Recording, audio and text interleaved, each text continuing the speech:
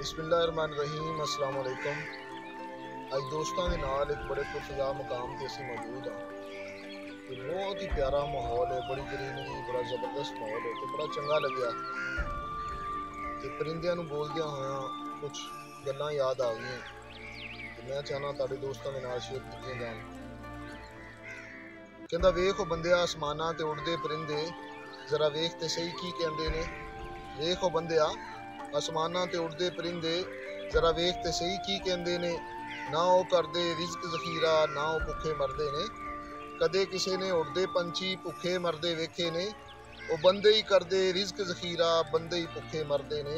बंदे ही भुखे मरदे ने। रिज़क भी बंदे ही ज़ख़ीरा कर रहे ने ते भुखे भी बंदे ही मर रहे ने। ते परिंदे रोज़ निकलदे ने, रोज़ नवां रिज़क, रोज़ नवां खाना खा के आंदे ने। उन्हां नूं अल्लाह दे उत्ते तवक्कल है, यकीन है।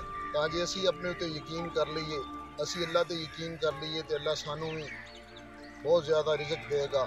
ਇਸ ਮੈਸੇਜ ਨੂੰ ਜ਼ਿਆਦਾ ਤੋਂ ਜ਼ਿਆਦਾ ਸ਼ੇਅਰ ਕਰਨਾ, ਸੁਣਨ ਦਾ, ਦੇਖਣ ਦਾ ਬਹੁਤ ਜ਼ਿਆਦਾ ਸ਼ੁਕਰੀਆ। ਅੱਲਾ ਹਾਫਿਜ਼।